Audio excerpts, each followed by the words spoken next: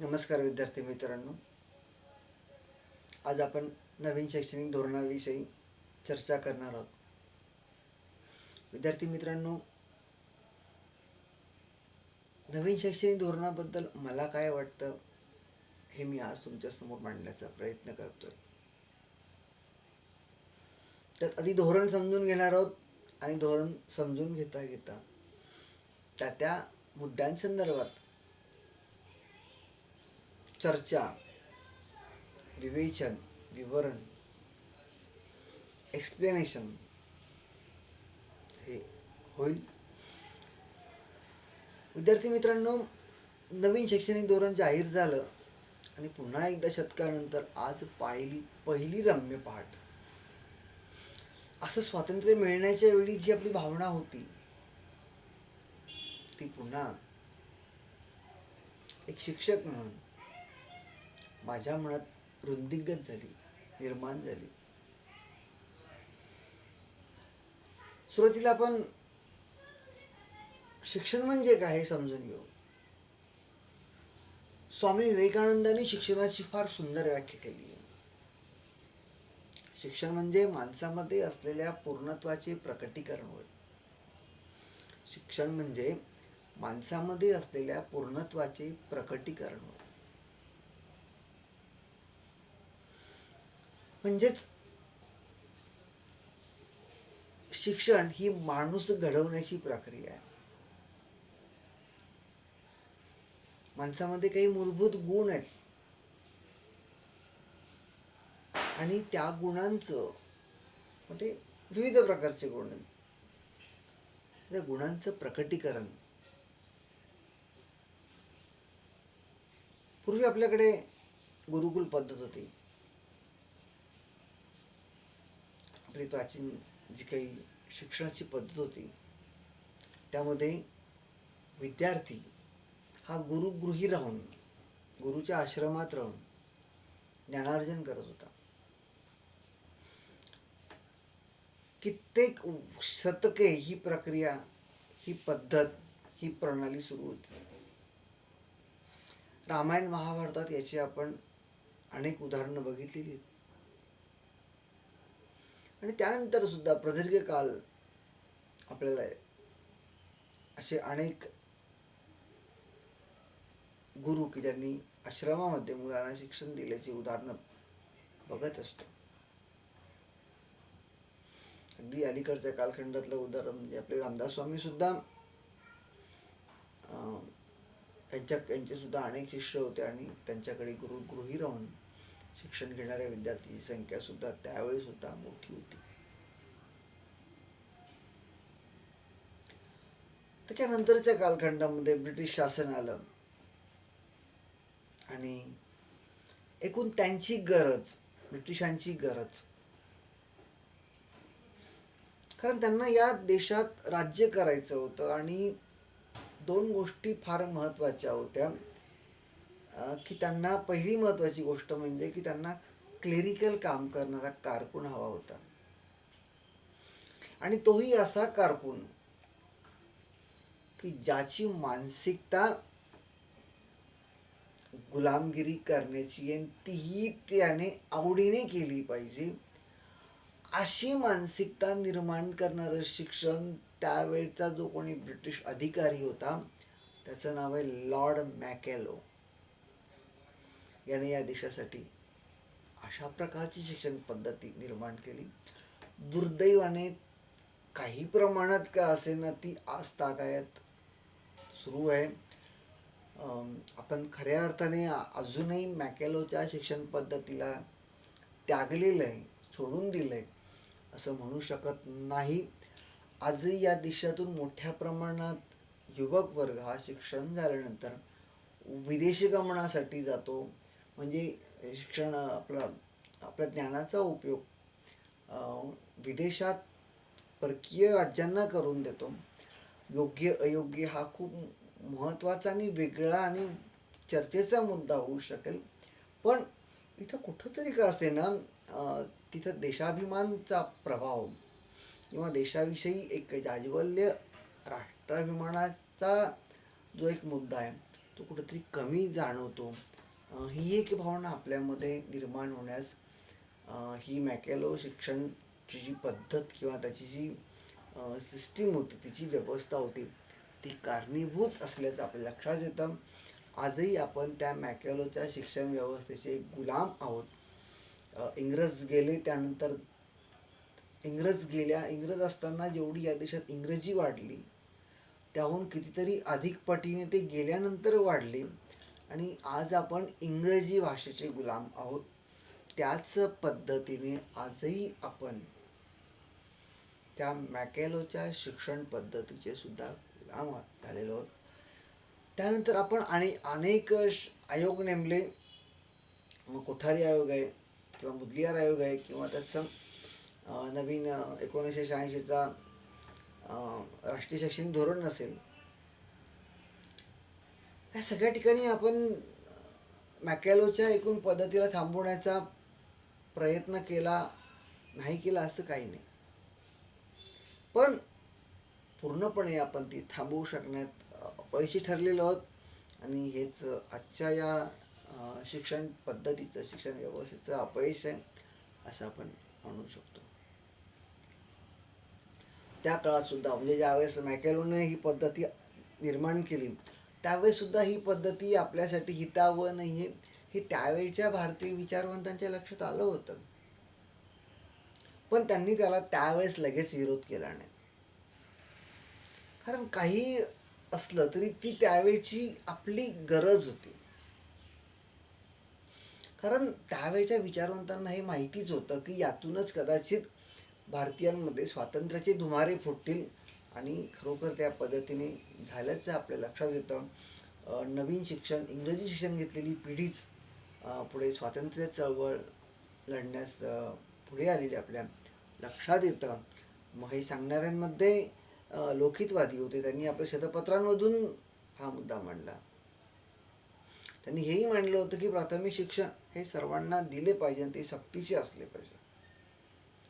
पुढे अशाच प्रकारे गोष्ट विष्णुशास्त्री चिपळूणकर, गोपाळ गणेश आगरकर, महर्षी धोंडो केशव कर्वे, डॉक्टर बाबासाहेब आंबेडकर यासारख्या अनेक विचारवंतांनी, समाजसुधारकांनी, समाजसेवकांनी या गोष्टीचा पुनरुच्चार केला. भारताला स्वातंत्र्य मिळालं, त्याच्या आधीच्या कालखंडात आणि त्यानंतरच्या कालखंडात सुद्धा जे काही आपण या देशासाठी आवश्यक ते शिक्षण धोरण किंवा कशा प्रकारे शिक्षण व्यवस्था दिली पाहिजे हे सांगण्यासाठी आपण विविध आयोग नेमलेत. त्यामध्ये सुरुवात मला असं वाटतं की महात्मा गांधीजींची नई तालीम, की ज्यालाच मूलोद्योगी शिक्षण असं म्हटलं जातं, फार भारतीय संस्कृतीला रुचेल पचेल असं धोरण गांधीजींनी नई तालीमच्या निमित्ताने किंवा मूलोद्योगी शिक्षणाच्या निमित्ताने देऊ केलं होतं. पण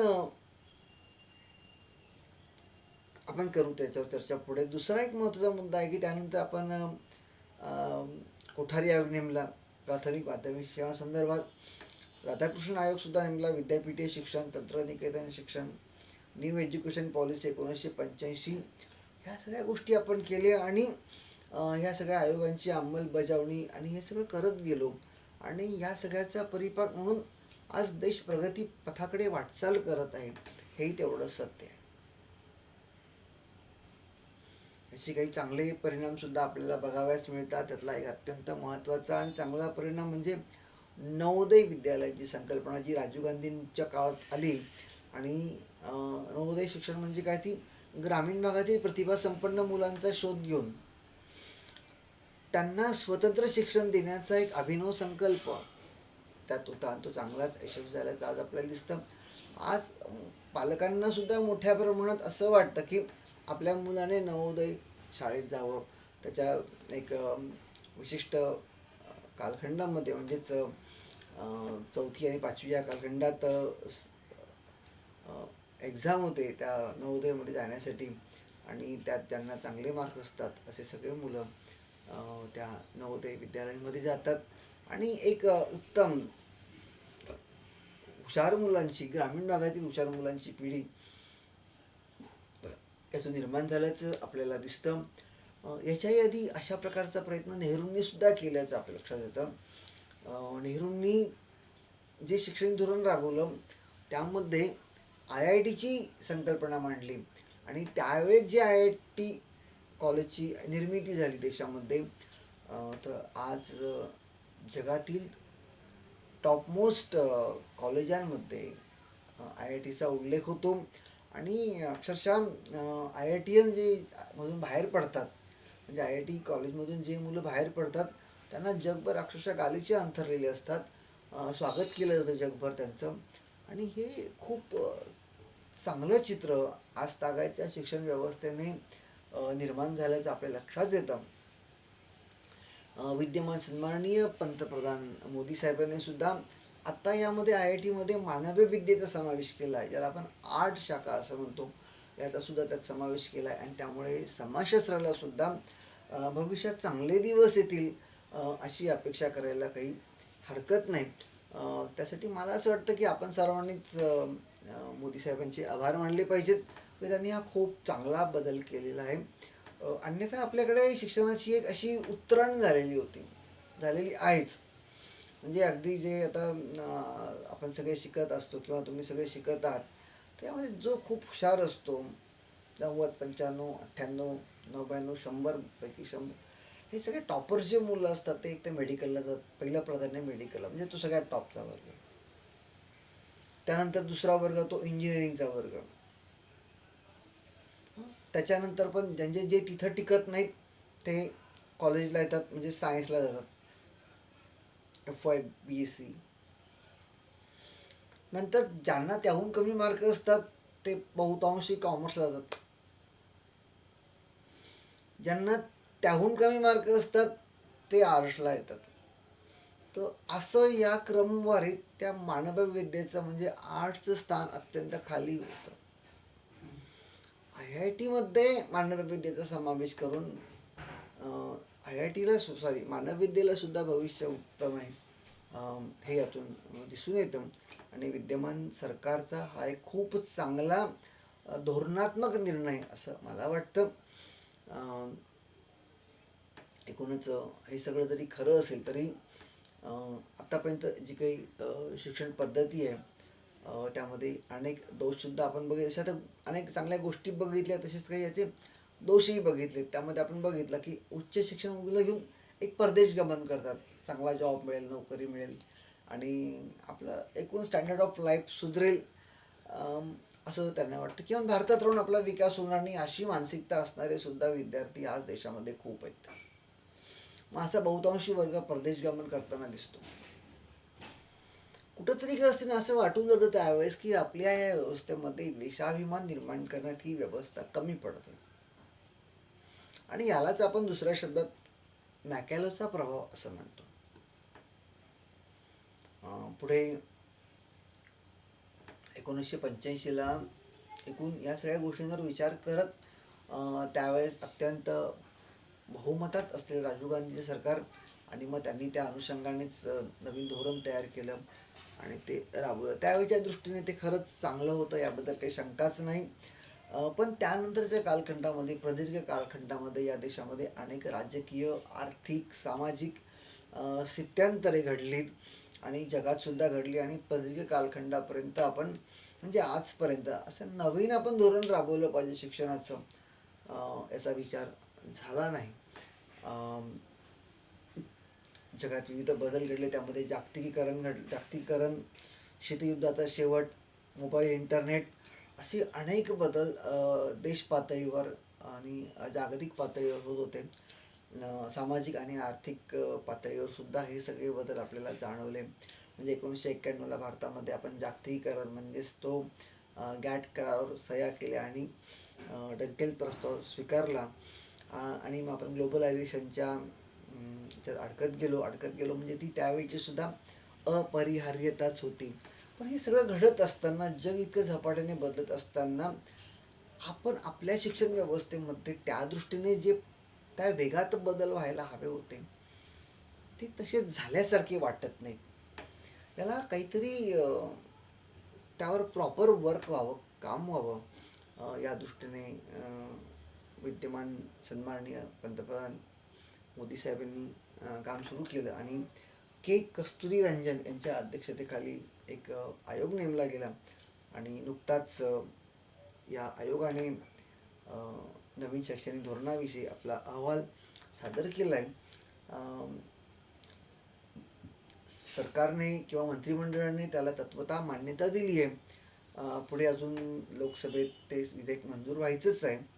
त्यानंतर राष्ट्रपतींची सही झाल्यानंतर ते मंजूर होईल.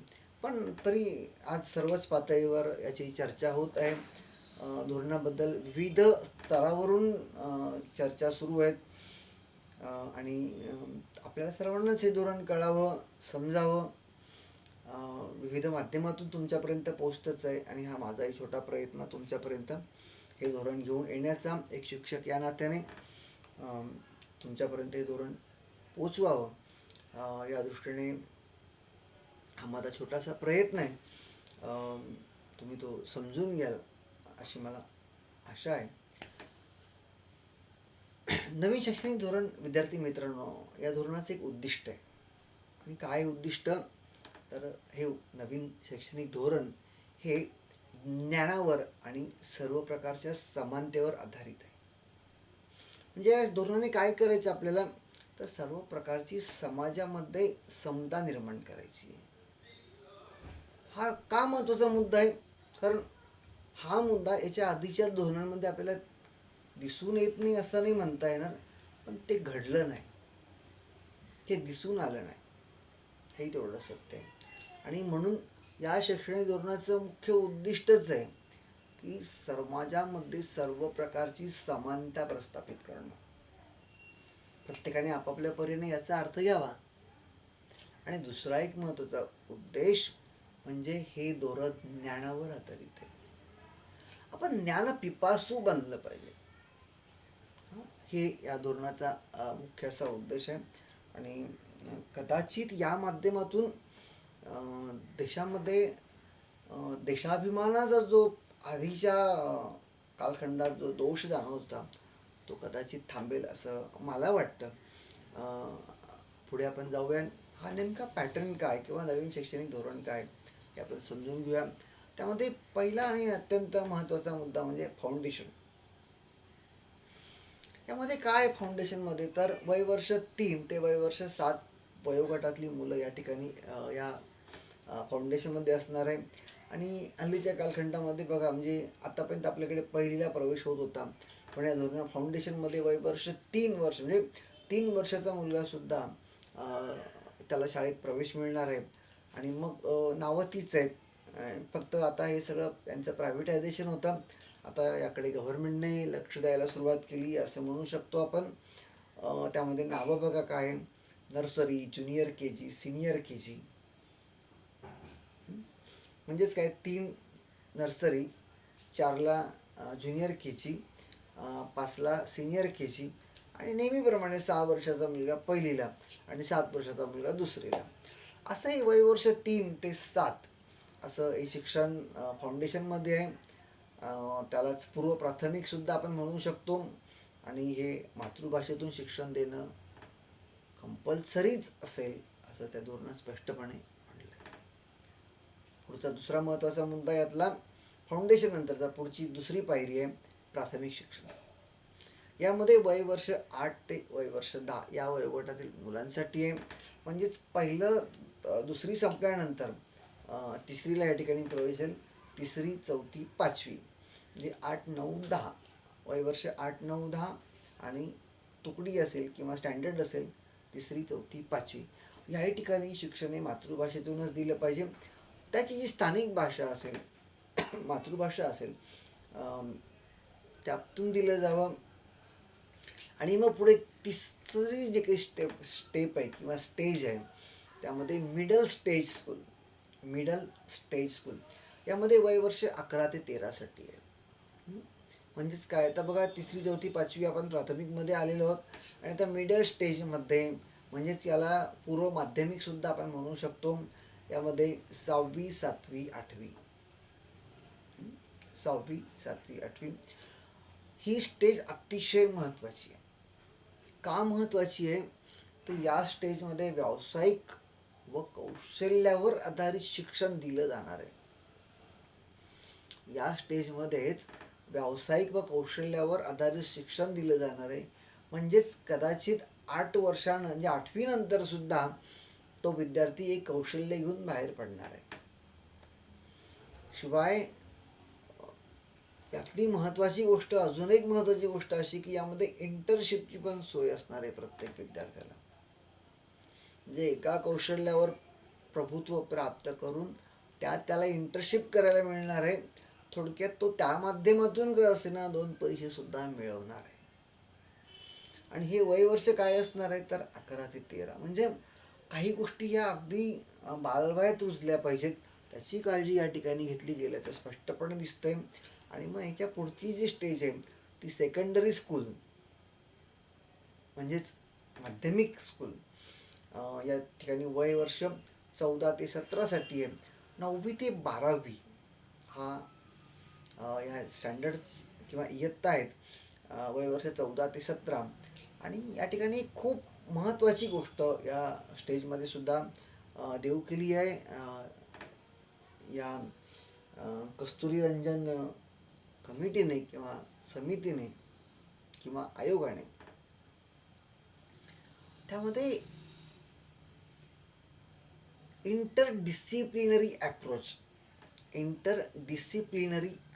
म्हणजे काय नेमकं तर आपल्याला हवं ते, आपल्याला आवडीचं असं शिक्षण घेण्याचं व असे विषय निवडण्याचं स्वातंत्र्य या कालखंडात विद्यार्थ्याला मिळणार आहे. इंटरडिसिप्लिनरी अप्रोच म्हणजे मला हवे ते, मला आवडतात ते विषय निवडण्याचं स्वातंत्र्य या माध्यमिक कालखंडात शिक्षणामध्ये मुलांना मिळणार आहे. त्याला सेकंडरी स्कूल असंही म्हटलं जातं. वयवर्ष 14 ते 17.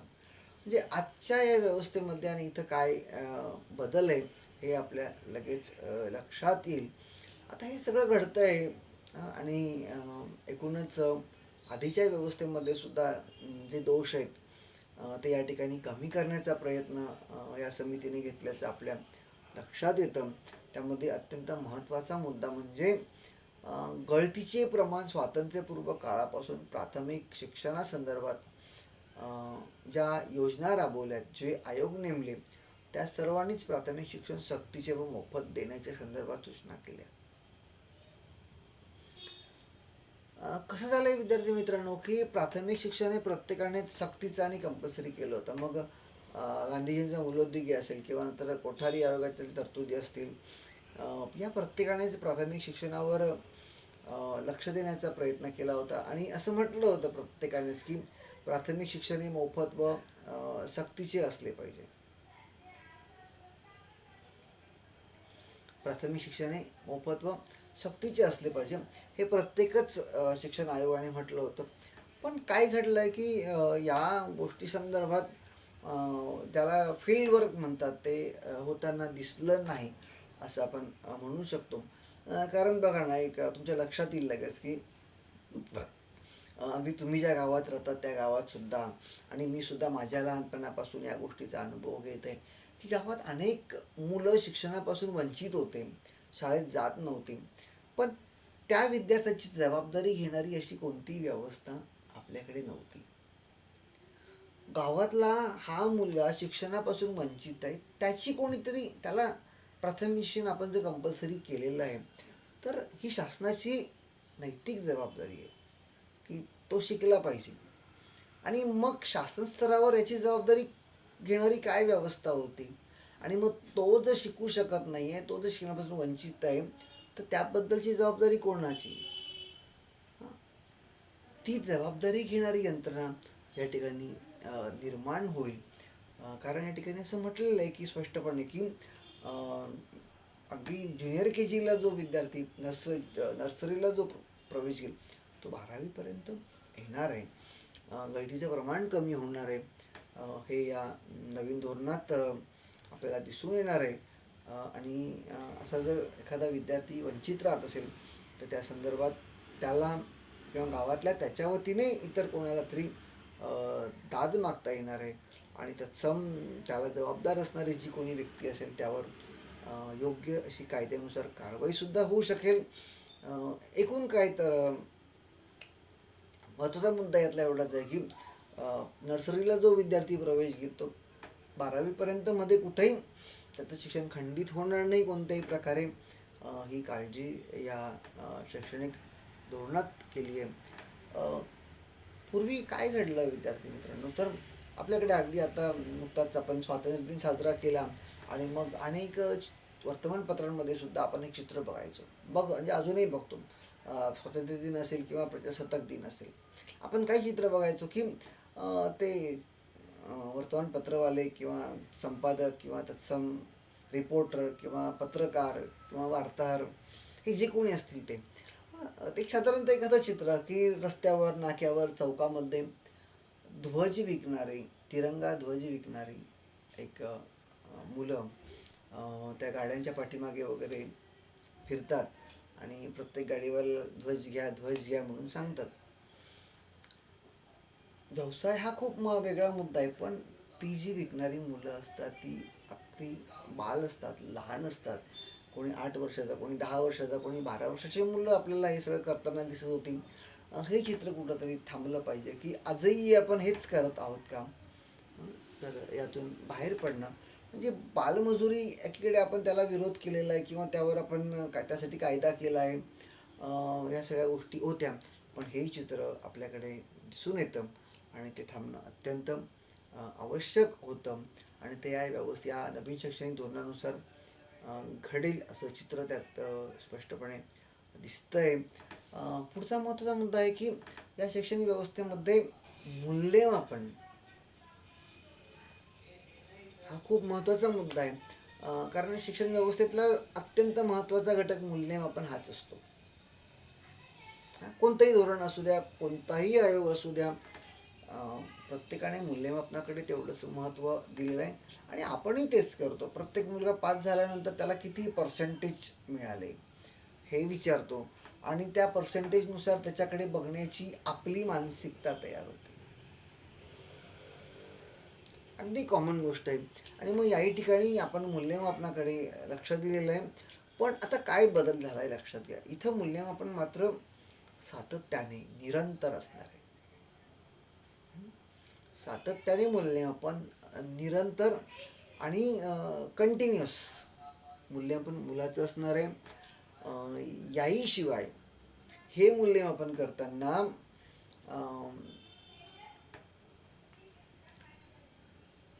त्या विद्यार्थ्याचे पालक, त्या विद्यार्थ्याचे वर्गातील सवंगडी यांचा सुद्धा या मूल्यमापन प्रक्रियेत सिंहाचा वाटा असणार आहे. हे लक्षात घ्या. याशिवाय या शिक्षण व्यवस्थेमधून मुलंही विचारी बनतील, ते विचार करायला प्रवृत्त होतील आणि स्वतःचं मत मांडायला प्रवृत्त होतील. त्यांना स्वतःचं मत मांडता येईल हे सांगणारी शिक्षण पद्धती आहे. ही शिक्षण पद्धती पाठांतरापासून दूर नेऊन, पठण आणि पाठांतर या प्रक्रियेपासून दूर नेऊन वस्तुनिष्ठतेकडे लक्ष दिलं जाईल आणि परीक्षा यासुद्धा केवळ मुलाला 12वीपर्यंत 4च परीक्षा द्याव्या लागणार आहेत. विद्यार्थ्याला 12वीपर्यंत 4च परीक्षा द्याव्या लागणार आहेत. म्हणजे परीक्षा पद्धतीसुद्धा गेल्या काही वर्षांमध्ये कशा प्रकारे बदलत गेली आपण बघत आहोत. अनेक सरकार आली आणि प्रत्येकाने आपापल्या पद्धतीने मूल्यमापन पद्धती आणि शिक्षण धोरण राबवण्याचा प्रयत्न केला, पण राष्ट्रीय स्तरावर धोरणात्मक निर्णय नव्हते होत, ते या निमित्ताने होत आहेत. आणि यामध्ये स्पष्ट म्हटलं आहे की म्हणजे तो 3 वर्षाचा असल्यापासून जो विद्यार्थी सलग पुढे 17 वर्षापर्यंत शालेय जीवनात शिक्षण घेणार आहेत आणि या संपूर्ण कालखंडात त्याला फक्त 4 परीक्षांना सामोरं जायचं आहे. त्यामध्ये पहिली वेळ त्याच्यासाठी 3रीला असताना येणार आहे. त्यानंतर तो पुढची परीक्षा 5वीला असताना देईल. त्यानंतर त्याच्या पुढची परीक्षा तो 8वीला असताना देईल आणि त्यानंतर पुढची परीक्षा तो 12वीला असताना देईल. अशा फक्त तो 4 परीक्षा या ठिकाणी देणार आहे. आता या 4 परीक्षा देताना सुद्धा त्याने जी काही परीक्षा दिली आहे, एक तर शिक्षक त्याचं कंटिन्यू मूल्यमापन करणारच आहे, पण हे जे पेपर आहेत हे त्याचा जो वर्गातला सवंगडी आहे तो तपासणार आहे पहिल्यांदा, आणि तो त्याचं मत मांडणार आहे, त्याने कशा प्रकारे पेपर लिहिला आहे. त्याच्याही आधी तो विद्यार्थी स्वतः पेपर तपासणार आहे. विद्यार्थी आपला पेपर आधी स्वतःच तपासणार आहे, नंतर त्याच्या वर्गातला सवंगडी तपासणार आहे, तो त्याचं मत मांडणार आहे. आधी विद्यार्थी स्वतःचा पेपर स्वतः तपासून त्याचं मूल्यांकन करेल, स्वतःचे मार्क्स निश्चित करेल. त्यानंतर त्याचा वर्गातला सवंगडी तोच पेपर तपासेल आणि तो त्याचं मत मांडेल त्या मार्कांबद्दलचं, त्याच्या अभिप्रायाबद्दलचं. त्यानंतर हा सेम पेपर त्याचे पालक तपासतील विद्यार्थ्याचे, आणि हे सगळं झाल्यानंतर तो पेपर शिक्षकांकडे येईल, आणि मग या सगळ्या गोष्टींवर दृष्टिक्षेप टाकत शिक्षक त्यांचं मत त्यांच्या दृष्टीने पेपर तपासतील. त्यांनी मांडलेला शेवटचा शिरा आणि वर्षभर चालू असलेल्या किंवा सततचं मूल्यमापन ही प्रक्रिया जी नर्सरीपासून सुरू होणार आहे ती थेट 12वीपर्यंत चालू असणार आहे, आणि त्याच्या रिपोर्टमध्ये नियमितपणे कशा प्रकारचे स्थित्यांतर बदल घडत गेले या सगळ्यांचा एक आलेख, आराखडा, माहिती ही नियमितपणे पुढच्या व्यक्तीकडे वर्ग होत राहणार आहे, आणि या पद्धतीने त्याचं मूल्यांकन होत राहणार आहे. या गोष्टी फार महत्त्वाच्या आहेत. त्याबद्दल आपण पुढची अधिक सखोल माहिती घेऊया. आता आपण थोडंसं भाषा धोरणाकडे वळूया. या धोरणानुसार आपण त्रिभाषा सूत्राचा समावेश केला आहे, आणि मला कोणत्या भाषा शिकायच्या हे ठरवण्याचा अधिकार विद्यार्थ्याला देण्यात आलेला आहे. पण प्राथमिक शिक्षण, पूर्व प्राथमिक शिक्षण, प्राथमिक शिक्षण, माध्यमिक शिक्षण हे मातृभाषेतून दिलं ज्या ठिकाणी शक्य आहे त्या ठिकाणी देण्याचा या नवीन शैक्षणिक धोरणाचा मानस असल्याचं आपल्याला स्पष्टपणे दिसून येतं.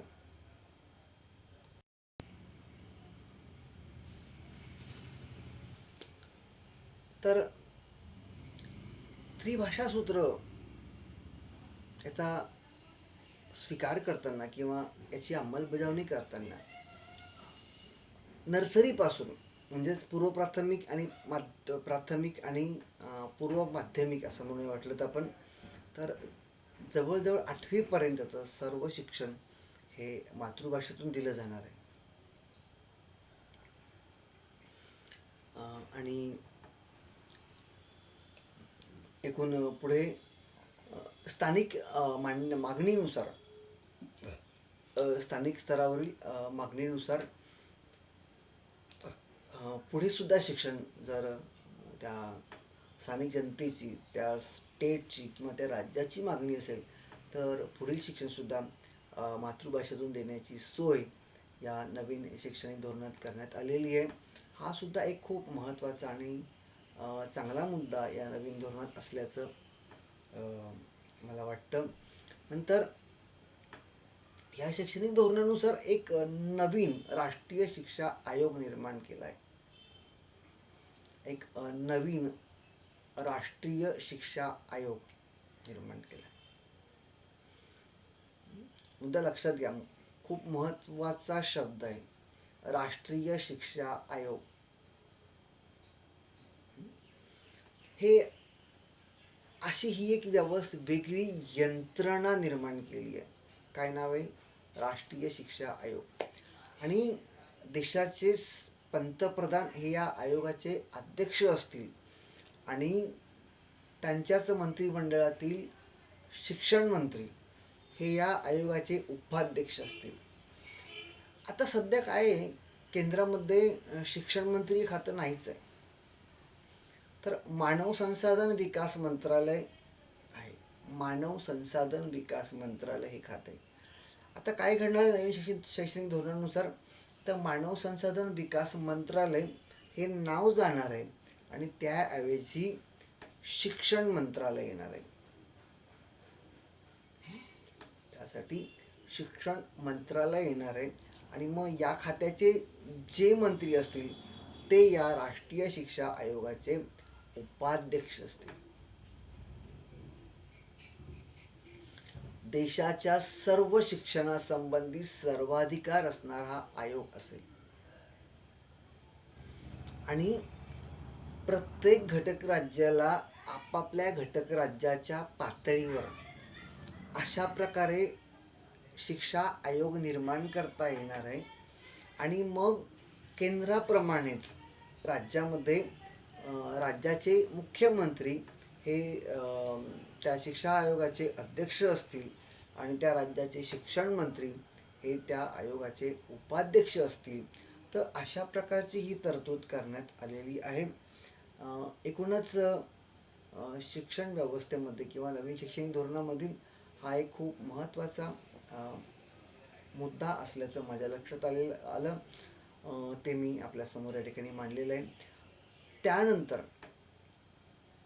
आता शालेय स्तरावर काय नेमकं घडणार आहे, तर असे काही काय म्हणतात त्याला असं एरिया किंवा परिसर किंवा विभाग, त्याला एक स्पेसिफिक नाव दिलं गेलं आहे, ते म्हणजे स्कूल कॉम्प्लेक्स. साधारणतः एका एरियातील 30 ते 40 शाळांचं मिळून असं हे स्कूल कॉम्प्लेक्स असेल आणि ह्या 30-40 शाळांमध्ये सहकार्य, आदानप्रदान, दळणवळण हे सगळं शैक्षणिकदृष्ट्या असेल आणि त्या त्या ठिकाणी जे काही उच्च आहे, जे काही चांगलं आहे, जे काही सशक्त आहे, जे काही प्रभावी आहे ते ते त्या सर्व स्कूल कॉम्प्लेक्समधील शाळांना उपलब्ध करून कसं देता येईल यावर या धोरणात लक्ष देण्यात आलेलं आहे. विद्यार्थ्यांना उत्तम माहिती मिळावी. मग एखाद्या शाळेमध्ये उत्तम मैदान आहे, क्रीडांगण आहे, तर त्या 30-40 शाळांमधील जेवढे विद्यार्थी त्या सगळ्यांना त्याचा अनुभव घेता येणार आहे, वापरता येणार आहे. एखाद्या शाळेत उत्तम प्रयोगशाळा असेल तर त्या प्रयोगशाळेचा आनंद किंवा माहिती किंवा ज्ञान त्यातून प्रयोग करता येणार आहे. तर त्या संपूर्ण परिसरातील त्या 30-40 शाळातील विद्यार्थ्यांना त्याचा उपयोग होणार आहे. या 30-40 शाळांच्या गटामध्ये एखादा उत्तम व्याख्याता शिक्षक असेल तर त्याच्या व्याख्यानात सुद्धा आनंद अनेक जण सगळ्या शाळा घेऊ शकणार आहेत. तर अशा प्रकारे या स्कूल कॉम्प्लेक्सच्या माध्यमातून सुद्धा आदानप्रदान होऊन शैक्षणिकदृष्ट्या दळणवळण होऊन एक नवीन किंवा नवीन मार्गाने आपण या पद्धतीने जाणार आहोत हे आपल्याला या ठिकाणी दिसून येतं. विद्यार्थी मित्रांनो, या ठिकाणी सगळ्यात आपल्या व्यवस्थेतला महत्त्वाचा घटक म्हणजे टीचर असतो आणि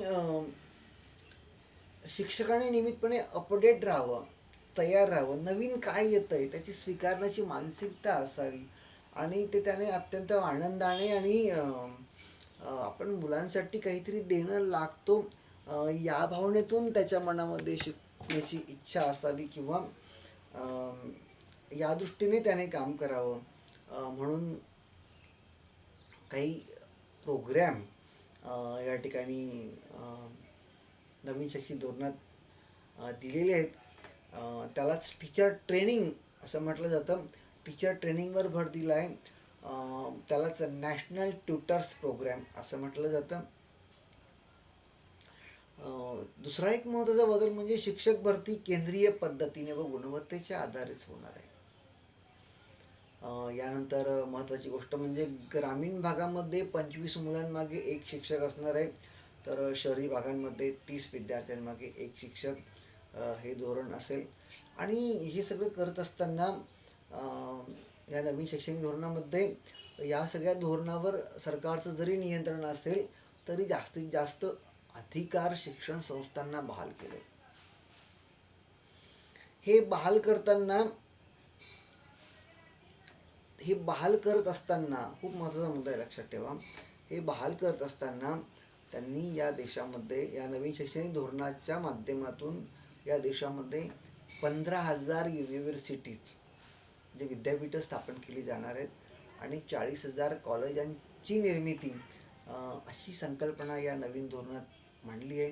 आणि हे सगळं करताना खाजगी संस्थांना मुबलक मोठ्या प्रमाणात संधी मिळणार आहे.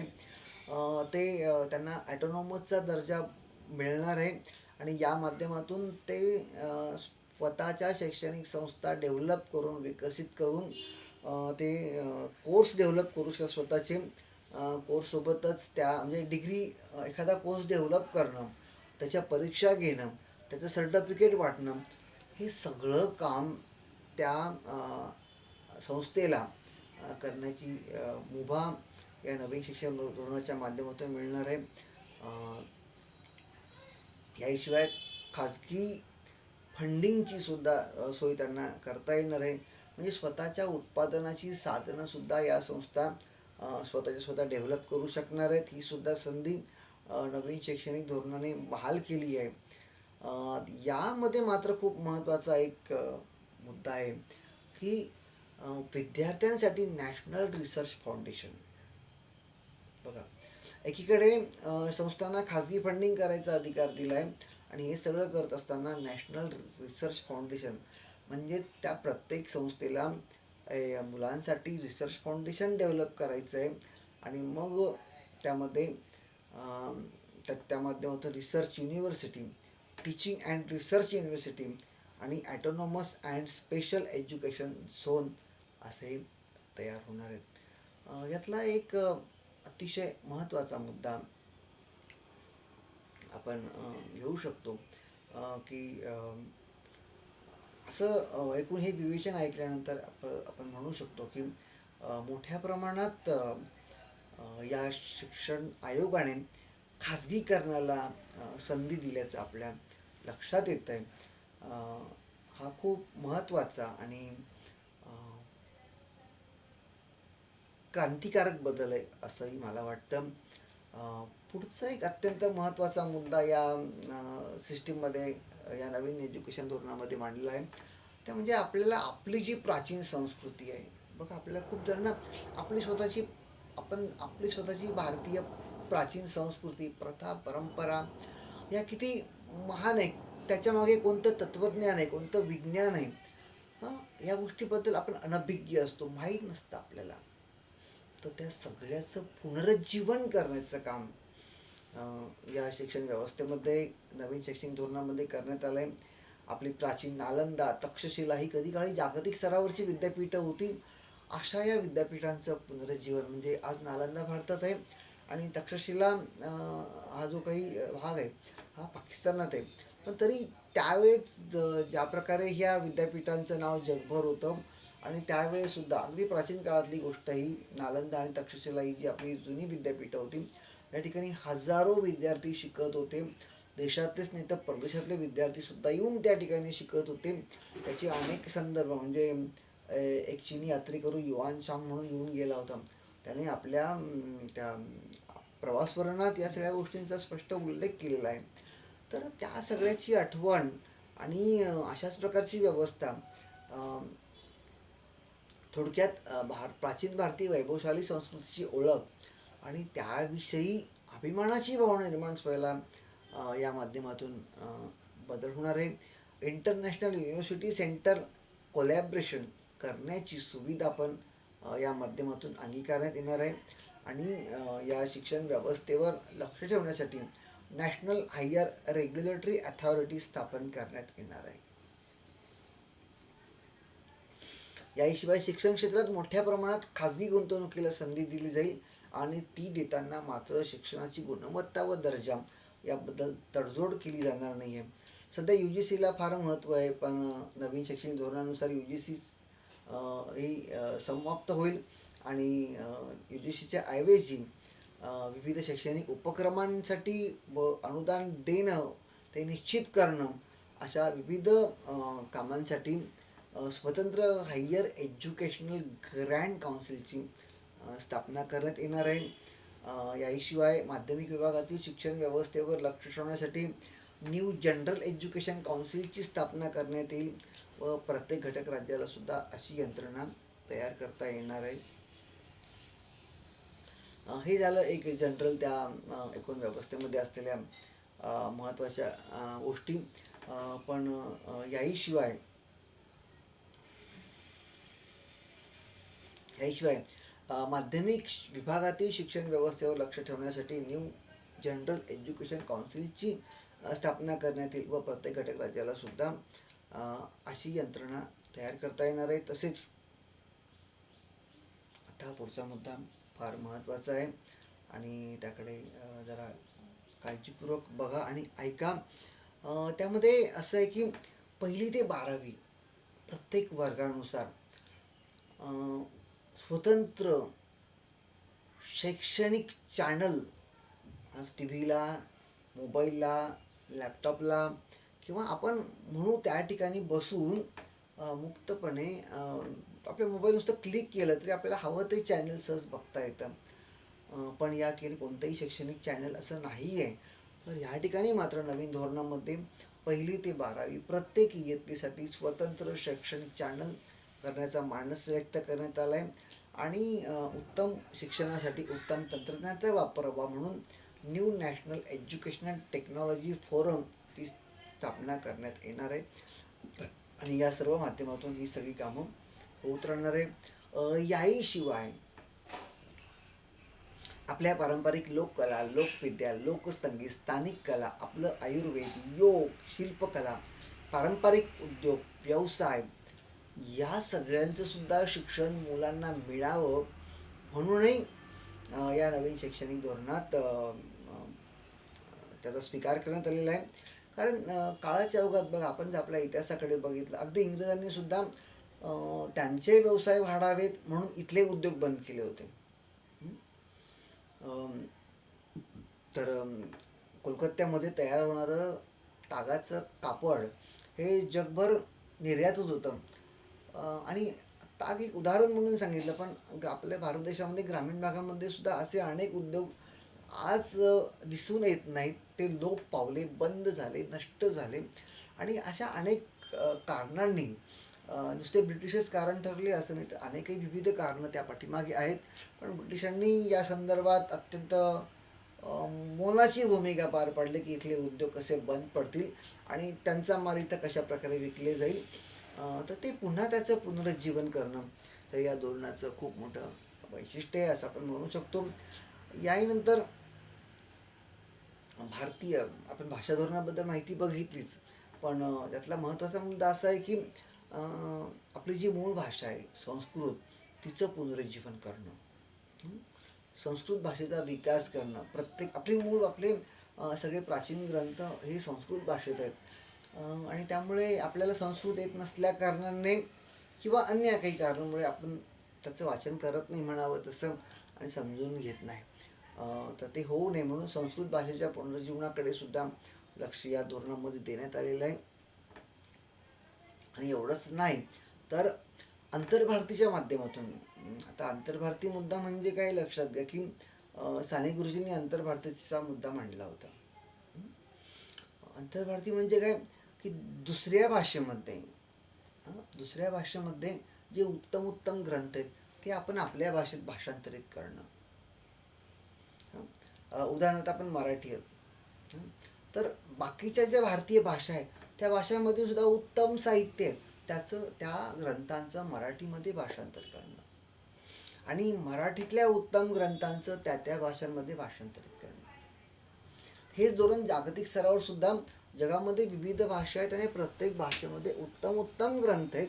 त्या उत्तम उत्तम ग्रंथांचं सुद्धा आपल्या भारतीय भाषांमध्ये भाषांतर आणि अनेक भारतीय ग्रंथांचं भाषांतर हे जगातील अन्य भाषांमध्ये त्याचं भाषांतर करणं.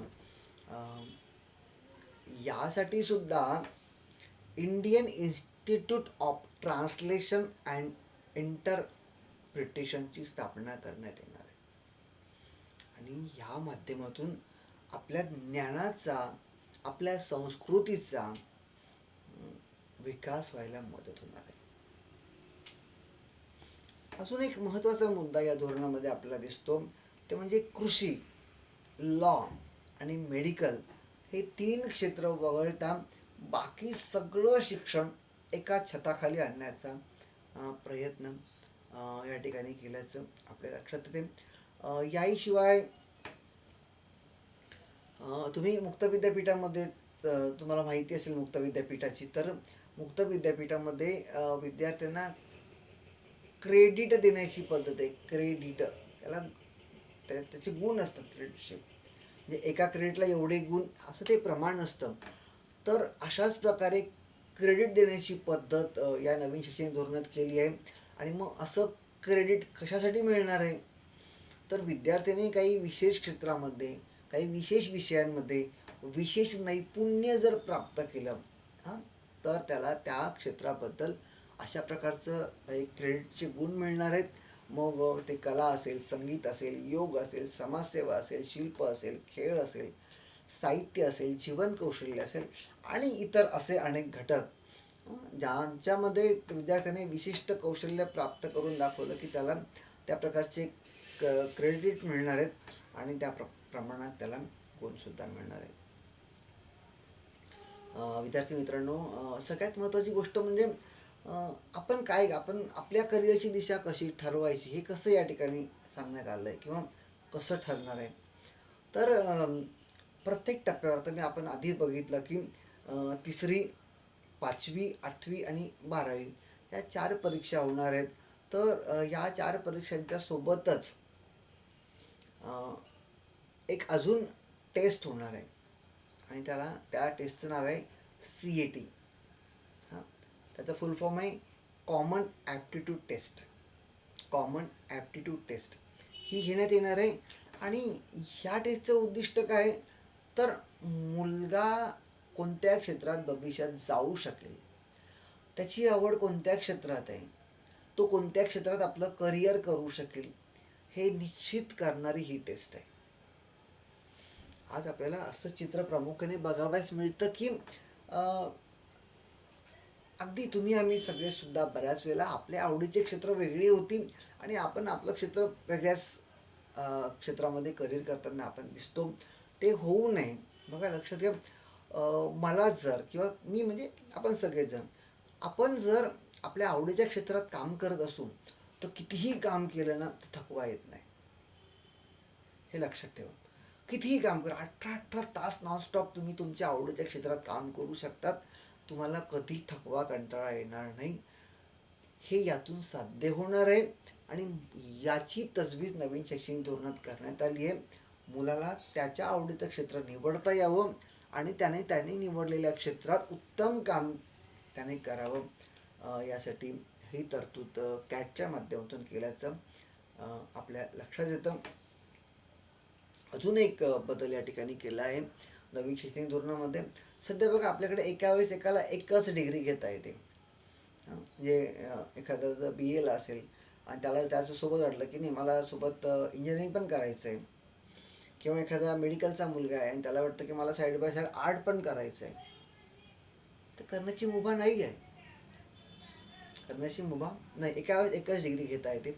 पण आता ही पद्धत या ठिकाणी थांबवण्यात आली आहे.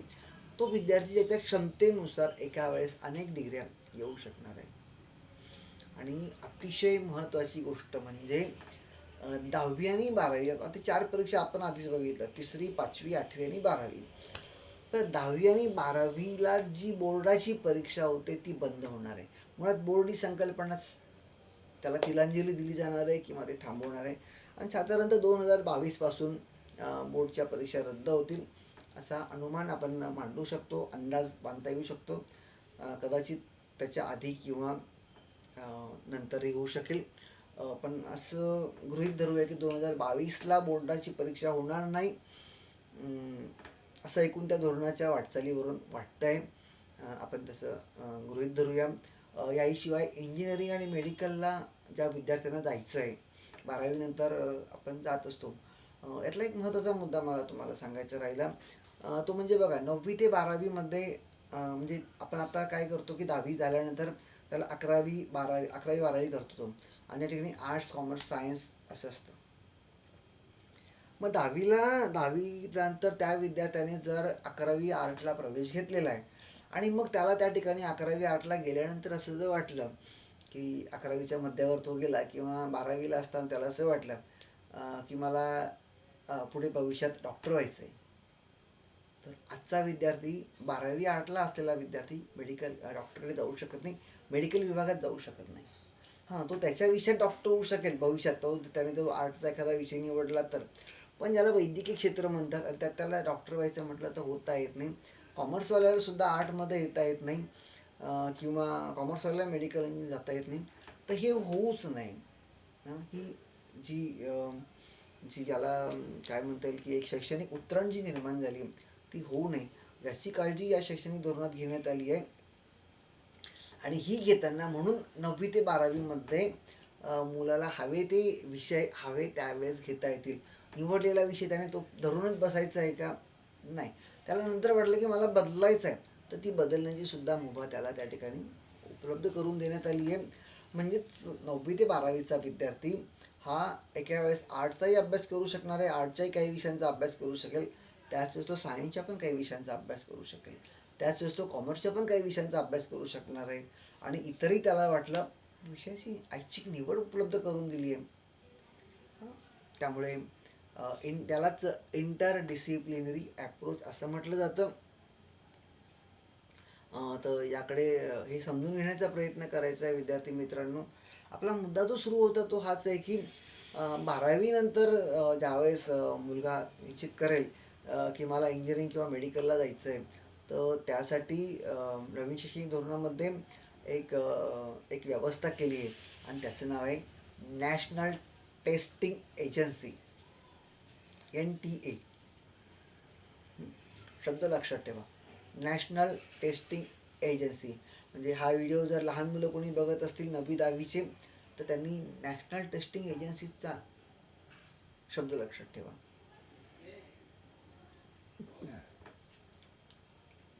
पुढे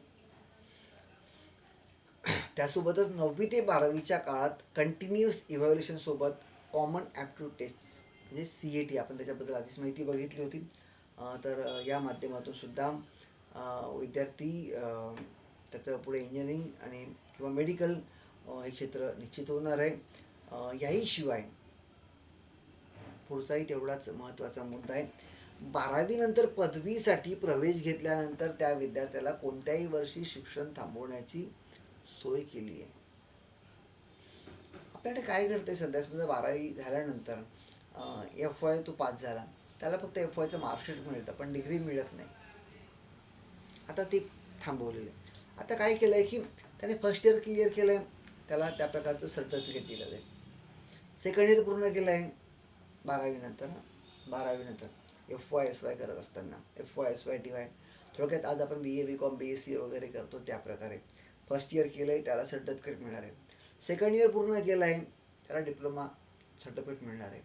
तो शिक्षण थांबवू शकणार आहे. म्हणजे फर्स्ट इयरनंतर सुद्धा शिक्षण थांबवू शकेल, सेकंडला पण शिक्षण थांबवू शकेल. त्याला हवं तेव्हा तो शिक्षण थांबवू शकणार आहे. त्यावेळच्या मूल्यमापनाचं सर्टिफिकेट त्याला दिलं जाईल आणि तो त्याच्या अनेक कारणाने मुलं शिक्षण थांबवतात, तर 12वीनंतर तो शिक्षण नक्की थांबवू शकणार आहे. पण यातला एक महत्त्वाचा मुद्दा लक्षात घ्या, नर्सरी ते 12वी हा संपूर्ण कालखंड त्याला शाळेत शिकायचंच आहे, त्यात तो खंड पाडू शकणार नाही. ही व्यवस्था केली. 12वीनंतर मात्र FY-SY-TY म्हणजेच 13वी 14वी 15वी 16वी 17वी किंवा 12वीनंतरचे 5 वर्षात तो केव्हाही शिक्षण थांबवू शकणार आहे. फर्स्ट इयर पूर्ण झाल्यानंतर त्याला सर्टिफिकेट मिळणार आहे. सेकंड इयरनंतर त्याला डिप्लोमाचं सर्टिफिकेट मिळणार आहे. थर्ड इयर पूर्ण केल्यावर त्याला डिग्री सर्टिफिकेट मिळणार आहे. 4 वर्ष पूर्ण करणाऱ्या विद्यार्थ्याला research post graduation degree certificate मिळणार आहे. तर 5 वर्ष पूर्ण करणाऱ्या विद्यार्थ्याला मास्टर डिग्री सर्टिफिकेट मिळेल, हे लक्षात ठेवा. त्यानंतर MPhil आज आहे, पण नवीन शैक्षणिक धोरणानुसार MPhil पूर्णपणे थांबवलेलं आहे.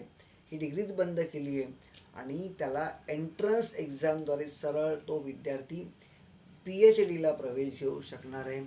तर अशा प्रकारचा हा डिग्री किंवा पोस्ट ग्रॅज्युएट किंवा मेडिकल PhDपर्यंतचा प्रवास या ठिकाणी बघितला.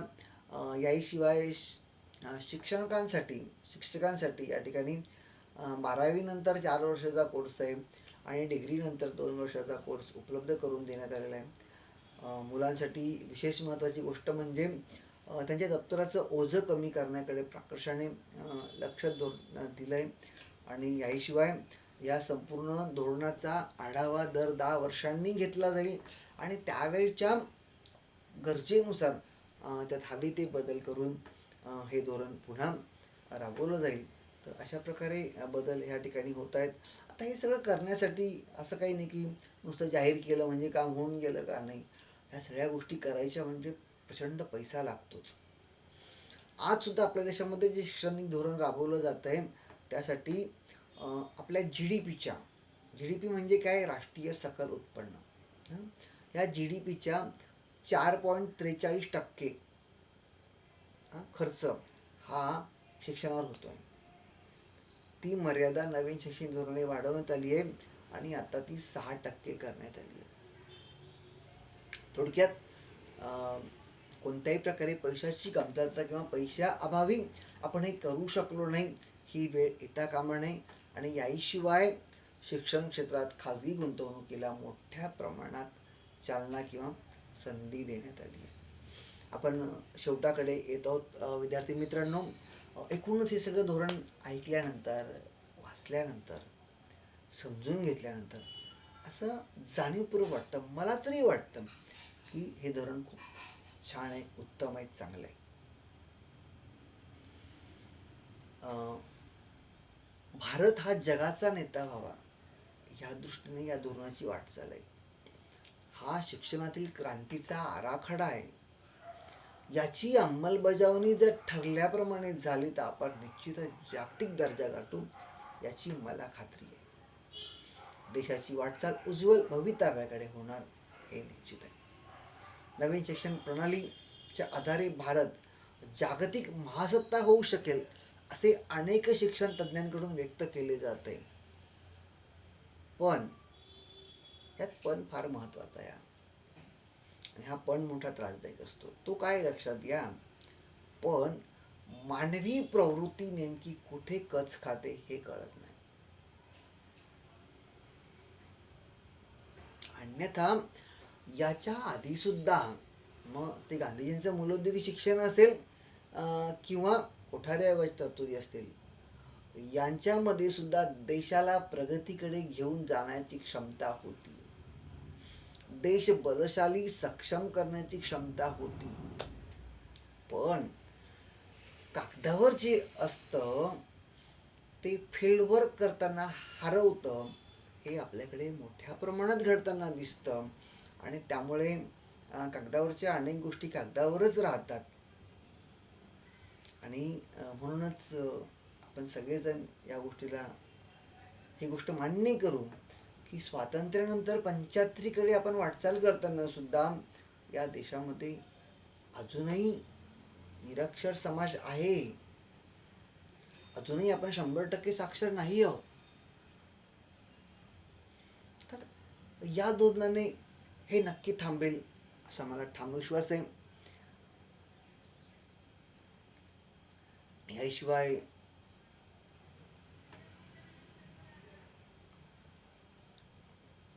हे धोरण खूप चांगलं आहे, उत्तम आहे. आपण सर्वांनी मिळून या धोरणाच्या अंमलबजावणीकडे लक्ष देऊया,